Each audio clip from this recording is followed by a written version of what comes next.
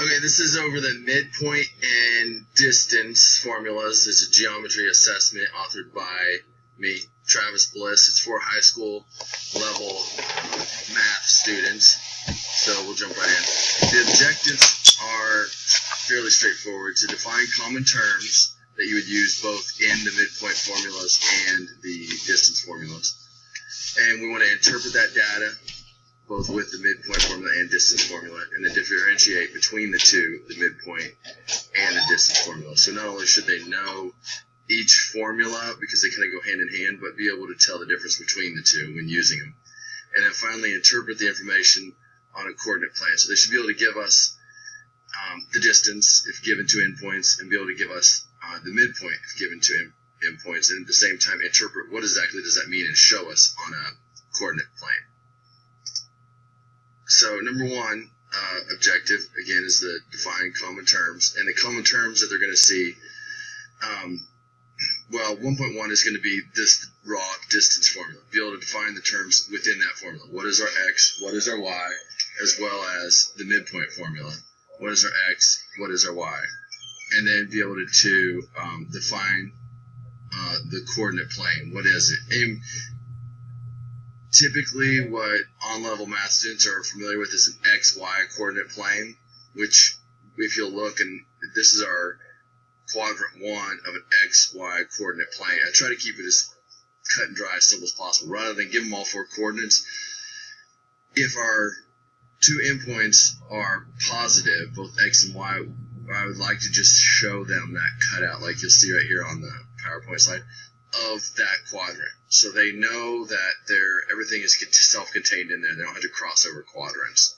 So anyway, that's kind of something that goes in behind the scenes from them. They may not know that I'm kind of setting them up for that easier answer, but I prefer to do that. So then that way, if they get a negative, then they look at the XY coordinate grid and they go, well, that can't be possible, right? That can't be possible. So they go in and rework the numbers. That way, it's kind of a self-check process for them. Anyway. Okay, interpreting midpoint formula on 2.0, then you'll be able to identify the x variable and the y variables, know the difference, interpret the midpoint formula using those known variables, so be able to plug in the numbers to the formula correctly. So if they got an x value, they're not putting in a y, and vice versa. And then, obviously, after they work the formula, be able to give us the correct answer. Where's the midpoint? And again, that goes back to if they're giving us a point that's not roughly in the middle of the coordinate plane, if it's completely off the coordinate plane, then they should stop and check themselves and go, wait a minute, hold on. Midpoint has to be in the middle of my segment. These numbers, when I find them on the coordinate plane, don't even exist, number one. Or number two, is completely off the grid. Again, that should be a self-check to where they can come back in and try to find out what they did wrong before they put that down as the answer on their test or on their homework. Okay, the other formula that goes with that is the distance formula, and that's just simply finding the length of the segment. So we have to do the same things with this formula as we do with the other formula as far as finding the x and y variables. So I teach them that once you've found the x and y variables, you could use both sets of variables to find both things, the distance and the midpoint. So essentially, you're not doing twice as much work. You're doing the same groundwork for both things. You're just implementing the numbers into a different formula each time. Anyway, and then interpret that distance formula with the values they found, and then provide the correct answer for the distance of that segment. Okay, and then objective 4.0, differentiate between the midpoint and distance. So they need to know on 4.1, know that a midpoint coordinate is between the two endpoints, and that the distance is the absolute value between those two endpoints. So when I say on 4.3 to know the specific facts, if they're giving me a distance, it shouldn't be in an XY format. It should be one number. A person, the distance from point A to point B was X, was a certain value, done. A midpoint is going to be a coordinate, so it has to be an X and a Y, and that point I can find on the coordinate grid or graph and show them, and they can show me this is where it's at.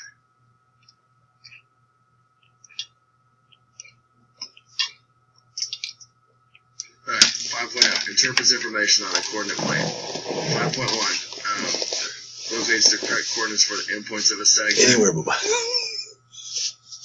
that's going back to them finding the points, but they need to know what the endpoints are in regards to those XY coordinates. Labels are correct coordinates for the midpoint of a segment.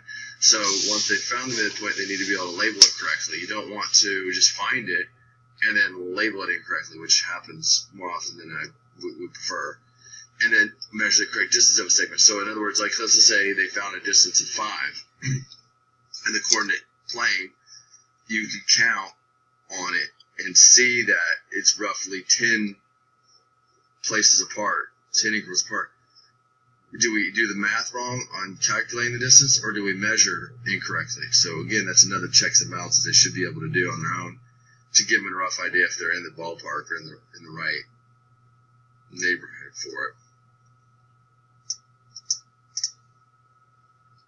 Okay, our objective test consists of the following: multiple choice, draw the answer, fill in the blank, true or false, or old-fashioned solve for X. Our first example is a multiple choice example, and this is just the question. If the Y values are the same, the midpoint can be found by subtracting what? If they've done enough of the midpoint formula, they know that if your Y's are the same, all you have to do is subtract your X values and you're done to get that. So, fairly straightforward. At least it should be. That's more of a deeper understanding, but you're able to test it objectively with a multiple choice question. Okay, here's another objective question, but I kind of like this one because it's one that they get to draw. So what is the midpoint of the coordinates is a draw your answer question. What is the midpoint of the coordinates 1, 3, and 5, 2? Draw the segment with a midpoint. So they just sketch out, and it doesn't have to be precise here. Just a plus sign like I teach them. I know sometimes they spend a lot of time making it look really nice and neat with hash marks going out to 15, and that's fine. And they're going to count off for doing extra detailed work. What I want to see here is that are we in the right neighborhood? And is this number out here, the 3, 2.5, is that right? And that should be on the drawing. And it should be pointing towards where the midpoint is. So they can show their work, 1 plus 5 is 6, 6 divided by 2 is 3, so there's a 3, 2 and 3 is 5, 5 divided by 2 is 2.5, put that right there. But they don't necessarily have to do all that because you could throw that in a calculator or actually do that off the top of your head probably. So, but they do need to be able to show that we're in coordinate 1 and that we're roughly 3 over and 2.5 of on this particular problem.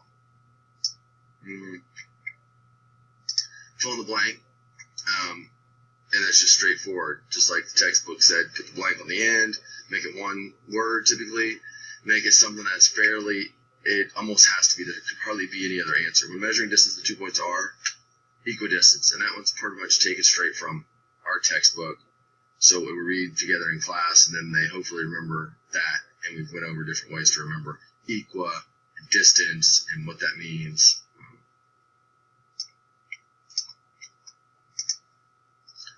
And then we got our true-false example. Midpoint is always in the form of two numbers or an XY format.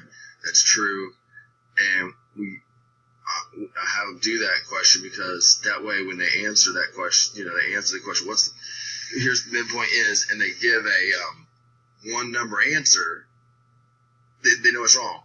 It has to be wrong. Even if that other number is 0, it needs to be in there because I'll hear that sometimes that, I didn't put the X value because it was 0.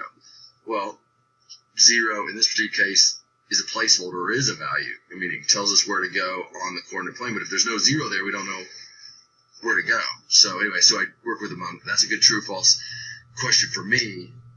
And I don't like it said in the textbook, not to use true or false for assessments unless you just really feel the necessary need to. I only have, 1 or 2 true false questions per 20 question test. But typically because it's a real quick indicator for me whether they know it or not.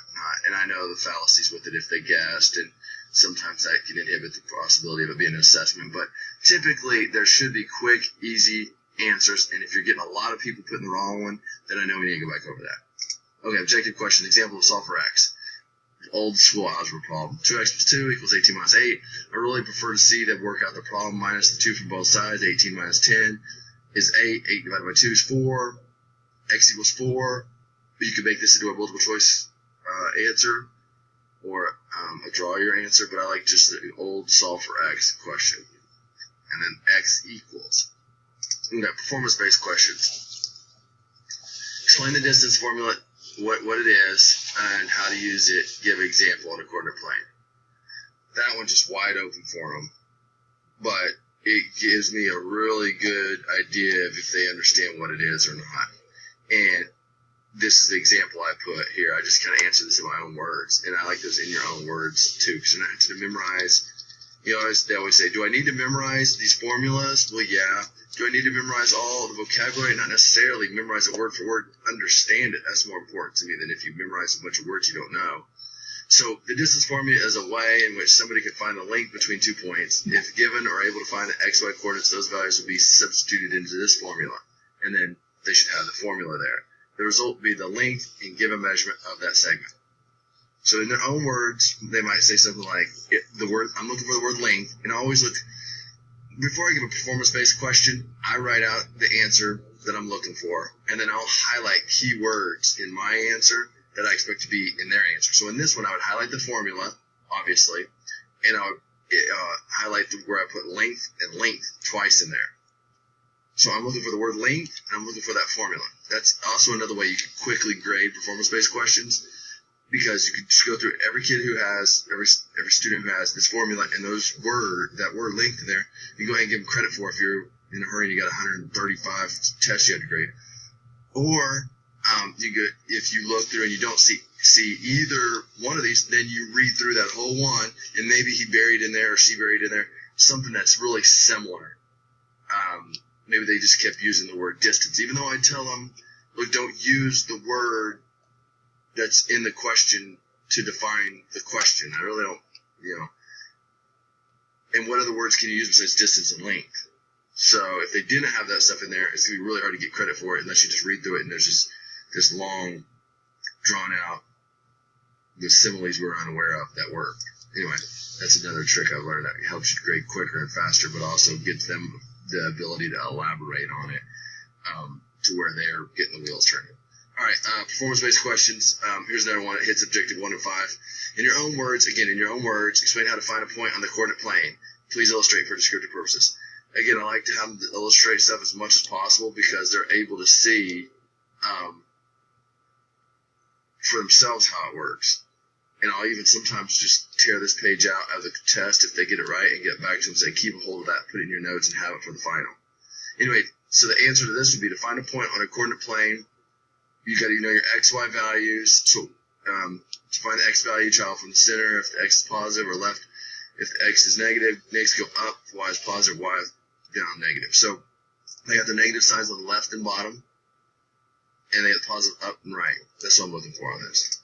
So our assessment goals. Number 1, for the student to develop an understanding of the distance midpoint formula, we were looking for understanding, be able to utilize it, interpret their results so they understand what these numbers mean, not that they just got, I got x equals 7. Okay, well, what does that mean? Increase their awareness and appreciation for math in real world scenarios. And I try to go over them with, if you went from here to fill up, you bought a new car and you went to go get gas and it was 10 miles away, and then you went another 10 miles. What is that gas station called? The midpoint of where you're traveling. Why is that important? Why do I need to know that? How do I understand? Well, because you went a total of how many miles? 20 miles. Or like, I try to the distance in your new apartment from across one wall and across another wall because you want to buy tile or carpet, or your windows. You want to buy something for your windows, like blue draperies. Well, how many feet across is your windowsill, or stuff like that, to try to relate it to the real world. And we want them to hit at least a 75% success rate on this assessment. So, all right, that was my presentation. Thanks for watching.